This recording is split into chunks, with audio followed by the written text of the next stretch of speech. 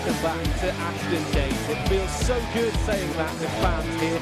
Another opportunity, and he's onside, and it's two for Bristol City, and this time, and it's in! An early goal for Bristol City, and Andy Vyman is back.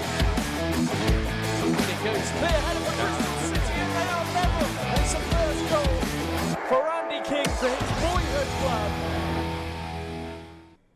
Hello, good afternoon and welcome to Ashton Gate for coverage of Bristol City's trip up the M5, along the M42 and down the M6. What an away day ahead of the international break to face Darren Ferguson's Peterborough United. As ever, Robins TV will be there every step of the way. And we're also live on YouTube and Facebook, so welcome along to all of the viewers on those platforms. Of course, the game itself will only be available for our international viewers come 3 o'clock. My guest today is our Bermudian international striker, Nahki Wells. Nahki, welcome back to Robins TV. Let's deal with Bermudian first of all. That is the correct way to say it, right? Correct, yeah. A lot of people are correct to saying it should be just Bermudan, but Bermudian's the real... Bermudian, yeah. A lot of English people say Bermudan, but it's Bermudian. Straight from the horse's mouth right there. Okay. Obviously, we'd prefer you to be up in Cambridge. Little tight groin. How's recovery going? Yeah, good. Obviously, the medical staff advised that it was safer to pull out. You know, it is an injury that's, you know, going to keep me out for too long, and you know, a tough pill to swallow, but I think it's the right thing from the medical perspective. Yeah, it's just a bit of a tight groin, something I haven't had before, but it should be absolutely fine for our following fixture after the international break. I guess these days you just have to trust the medical advice. The medical team here at Bristol City are incredible, aren't they? Yeah, fantastic medical team. You have to trust the experts in that regard. I've been fortunate enough to not have missed a game up until now through injury, so it's a tough pill to swallow, but it could be a lot worse. You know, as footballers, we can encounter a lot worse injuries, but to have a bit of a tight groin, I'll take that if that's my one this season.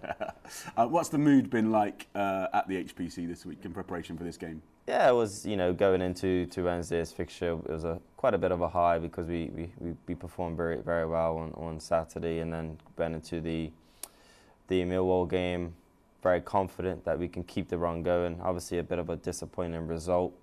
Positive to take from the performance. Disappointed to not get anything out the game. But you know, we analysed the game. We can't feel sorry for ourselves, and we moved on to, you know, heads straightly focused on Peterborough today. Yeah, that's the thing with the Championship. It's a punishing league. The fixtures come thick and fast. We can see the boys arriving here. Just saw Alex Bell coming in and Callum O'Dowda. Nice to see Callum O'Dowda back, and Sam Bell on the bench, a fellow striker as well. So the mood in the camp has to be, we have to forget about what's happened and concentrate on what's happening today. Yeah, exactly. That's gone. You know, we analysed the game. We've gone over what we can do better and what went wrong a bit. And totally focused on Peterborough from the minute we got in on Thursday morning after our recovery session. When we got back, it was immediately heads focused on Peterborough today, and it's about going into the international break on the back of 3 points and capping off what we would call a very good period for ourselves. Okay, we'll get more of your opinion on the way, Nahki, very shortly indeed. First of all, it's time to head over to Toby Osborne for our team news. Toby was one of QEH's school's most promising pupils. We're not sure what happened. Here's the latest team news with Toby. Thanks very much, Downsy. Yes, let's have a look at today's team, starting with Darren Ferguson's 11 for this one, using their FIFA cards as displayed today. Peterborough held Bournemouth midweek with their home form carrying through this season. He makes 3 changes. The back 4 is unchanged. Among them, 18-year-old Ronnie Edwards, who is currently being monitored by a number of Premier League teams. He's in the starting 11. Nathan Thompson captains from right back. The changes come in midfield with West Ham loanee Connor Coventry coming in for Joseph Ward. This suggests maybe a more advanced role for striker Dembele as well, with Johnson Clark-Harris not involved today. It's also a rare start for Sammy Smodics, who will feel he has a point to prove against his former club. A youthful bench for Posh this afternoon with Poku, Kanu and Tomlinson featuring having recently played for the under-23s against Bristol City at Ashton Gate. Curtis Fleming leads City again today in the absence of manager Nigel Pearson. He makes 3 changes. It's Callum O'Dowda's first start since the opening game of the season against Blackpool. He replaces Jay Da Silva, who's injured his ankle blocking a cross against Millwall. Cam Pring, having come on for Baker in the first half on Wednesday, takes his place in the starting 11 today. So it appears Bristol City will line up with a 4-3-3, with King making the switch for Backinson in midfield. The addition of the very pacey Callum O'Dowda in a front 3 likely to cause a leaky Peterborough defence a few concerns today. And on the bench, Sam Bell makes a return with Casey Palmer and Alex Scott alongside. So despite a few injury troubles, that feels like a very strong starting 11, Downsy.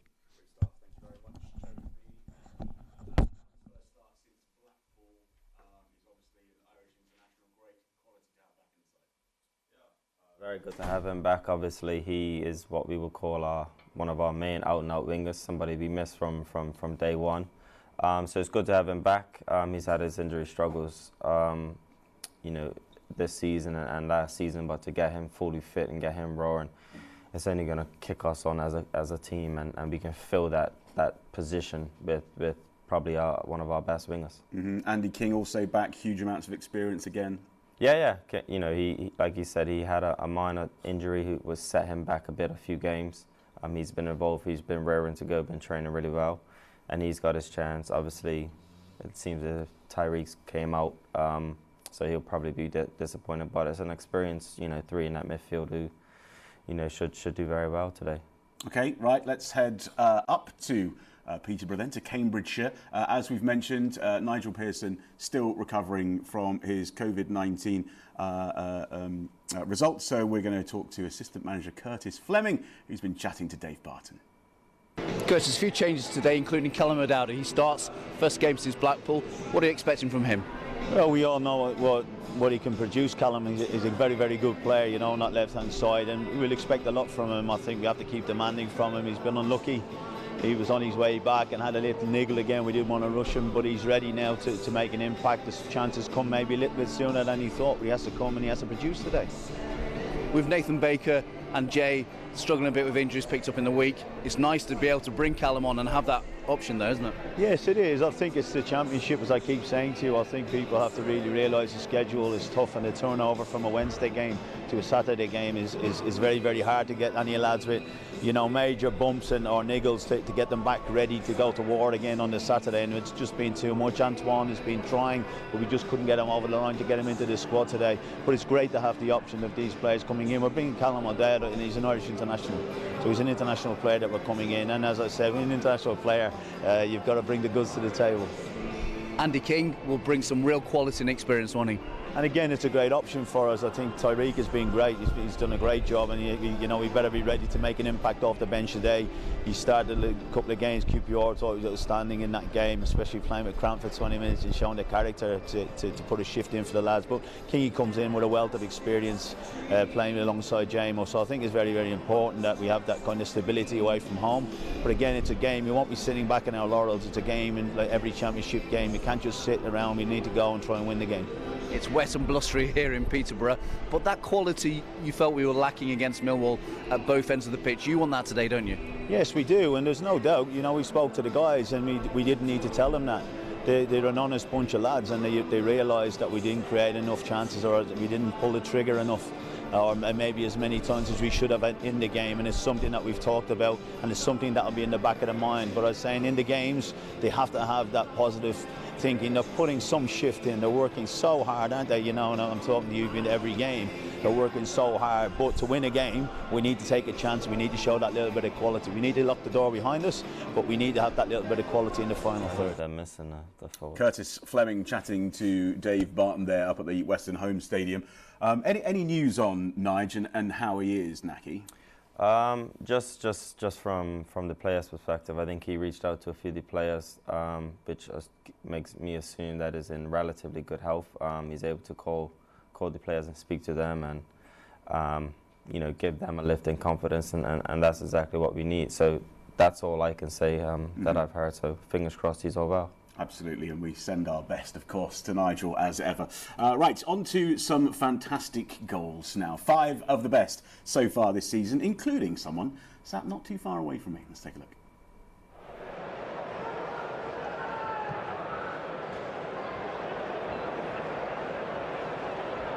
Martin does really well. Here is Alex Scott, 17-year-old, handed an opportunity. That's a very good cross, and Martin's unmarked. And he opens Bristol City's account for the season. Ashton Gate is rocking. Good work from Scott. He ignored the overlapping run. It's a corker of a delivery from King. The marking from Blackpool isn't great. Martin free at the back post. Just his 3rd goal since joining in September last year. And that one will mean the most. Physical side of his game, when he joined, he was a very slight player. He's put on some muscle and some weight there. Here comes Andy Vyman, he pokes it through to Alex Scott. Will he go for the first time shot? Back to Vyman! Yes! Andy Vyman with his 2nd of the night surely seals all 3 points for Bristol City. Limbs in the away end, 2,000 Bristol City fans on their feet. That was really good awareness from Alex. A good break as this broke. Andy does well to slip it through to Alex, and then Alex shows greater composure and intelligence there to cut the ball back across. And Andy is calm on the ball. He doesn't hit it first time. He takes the touch. He's calm in that situation. A lot of people might have tried smashing that at the keeper first time. He's let it run and then been able to finish really positively. But that pass there from Alex is really good.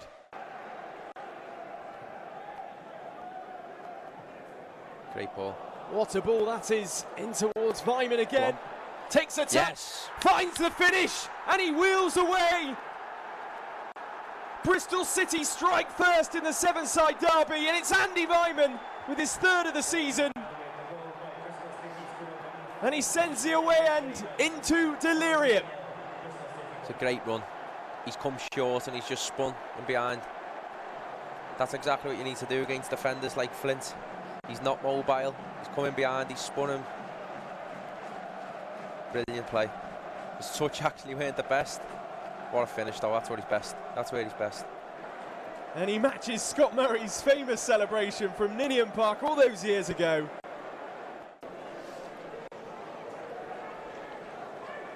Players waiting. Only as far as Masengo. Few cries of handball, but a clever back heel from him. Back in from Semenyo. What Yes. a shot! And it's Andy Vyman at the double! Bristol City lead the 7-side derby.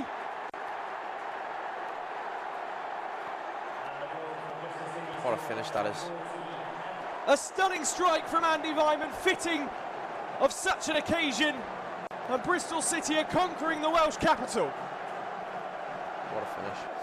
What an introduction as well from Antoine Semenyo. A fine strike leading up to this. He provides the assist.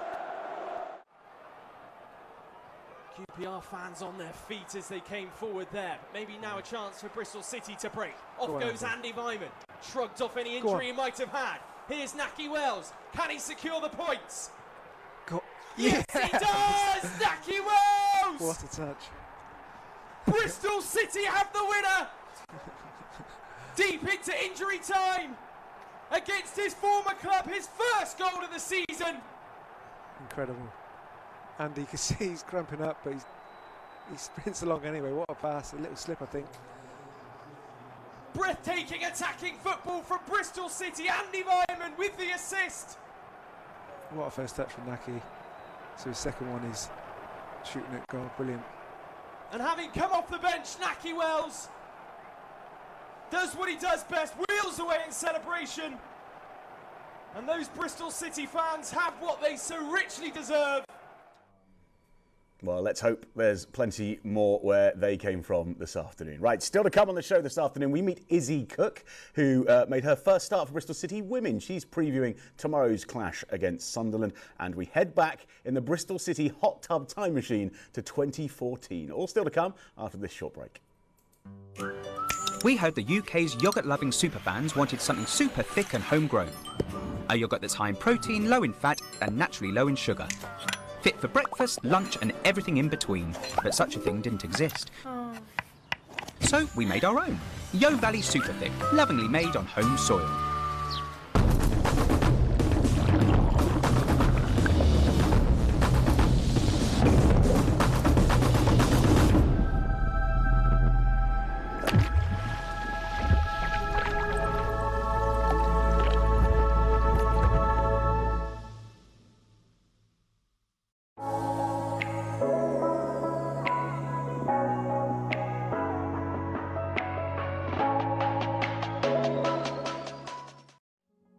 Paul Archer here from the Nexus Group. Hopefully by now you recognise our logo on the back of the lads' shorts. As a City fan and a Bristol businessman, I want to help as many companies as I can with their recruitment needs, especially as we come out of this awful pandemic and lockdown. And for any customer, new or old, that puts an order in with us before now and the beginning of next season, we'll put you in a draw to win a VIP matchday experience as guests of me and the Nexus team.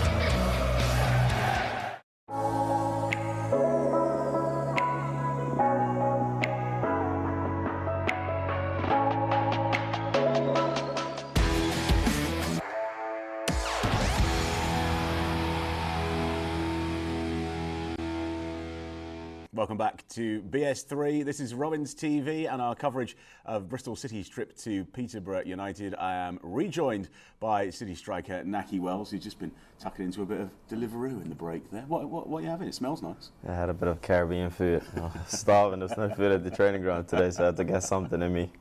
Love it. Now listen, Peterborough have only been back in the Championship, of course, since the start of this season. It seems to be taking a little while for them to settle in. Does that sort of feature in the preparations that might go into a game like this?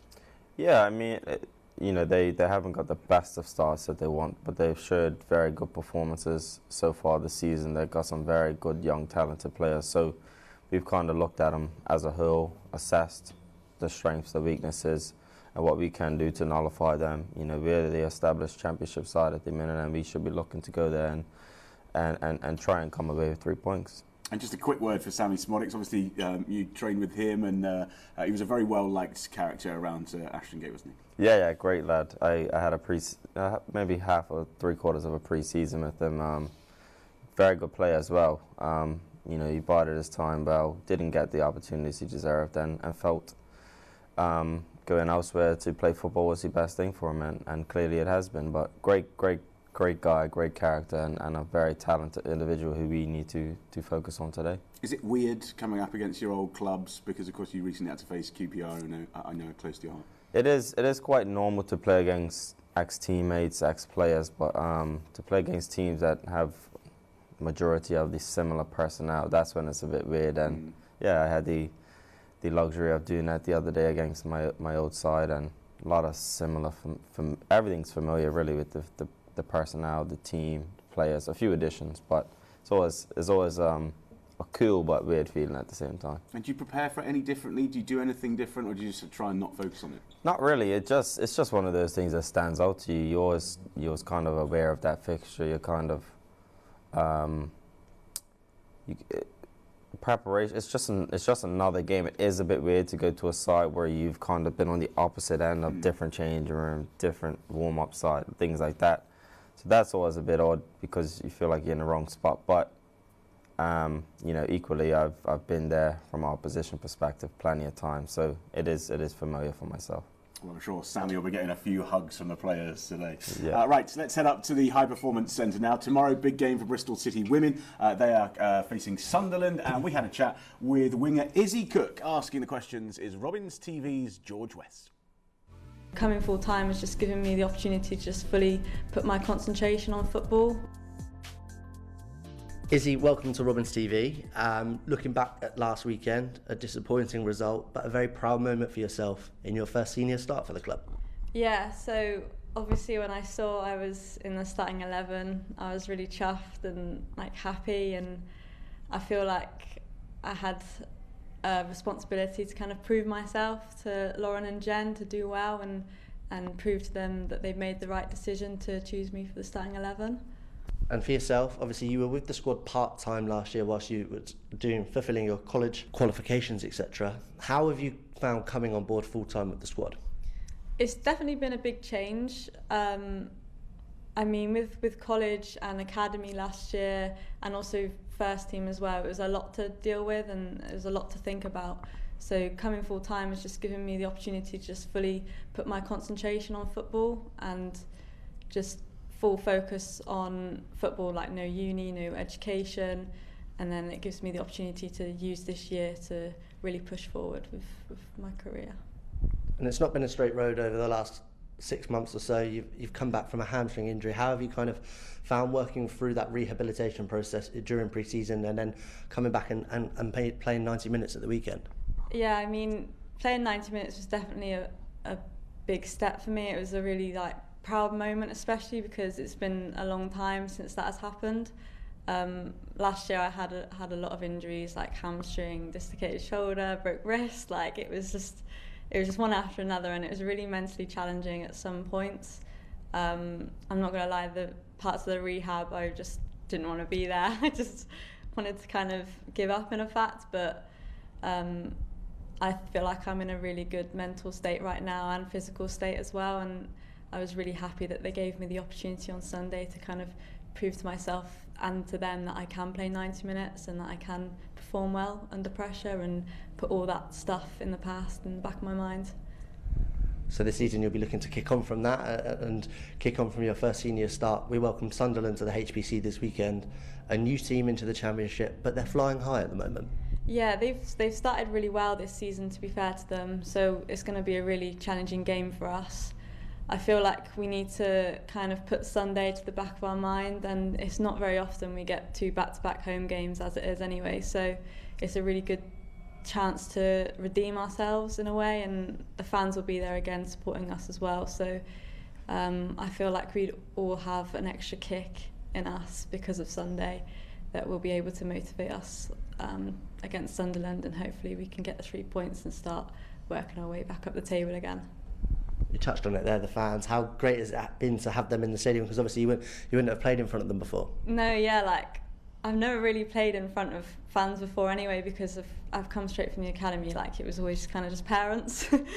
But it's surreal. It makes you more motivated, and it definitely gives you an extra oomph on the pitch when you hear them shouting and cheering and stuff. So it's definitely an advantage to have them all there, and hopefully they can help us out on Sunday as well.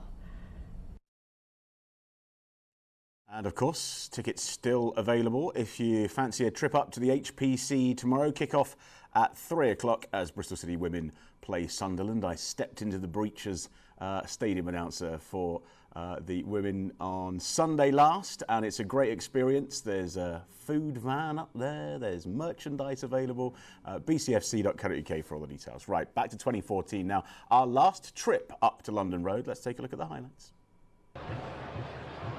Little.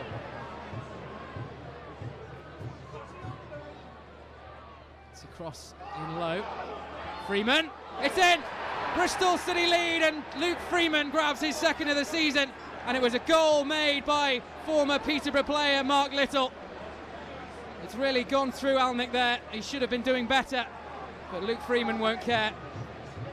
The ball came down the right-hand side. It was good work from Little, who managed to engineer the low cross, somehow found its way to Luke Freeman. And the power, if anything, seemed to blast its way past Alnwick to give City the lead. throw from Ayling. It's cut out. Agard sort of wins it back. And finds its way to Williams, looking to exploit Bryant's pace now down the left. He's done well, Bryant. He's got a cross out of it as well. Wilbraham, it's 2! Terrific work from Joe Bryant. And Aaron Wilbraham doubles the lead for Bristol City. And Joe Bryant had it all to do out on the left-hand side. Just about kept it in down by the corner flag. Wilbraham wasn't favourite to win the header, but he stooped and he found the back of the net played less than 17 minutes. It's 10 quid richer if we get that, so yeah. 10 quid richer. City have their third. What a strike. Luke Freeman doubles his money for the night. And that should seal it for Bristol City if it wasn't already. Bristol City are cruising here at the ABAC Stadium and surely keeping their top of the table dream alive as we enter the weekend. Luke Freeman is enjoying a great game for Bristol City. He's trebled his tally for the season tonight.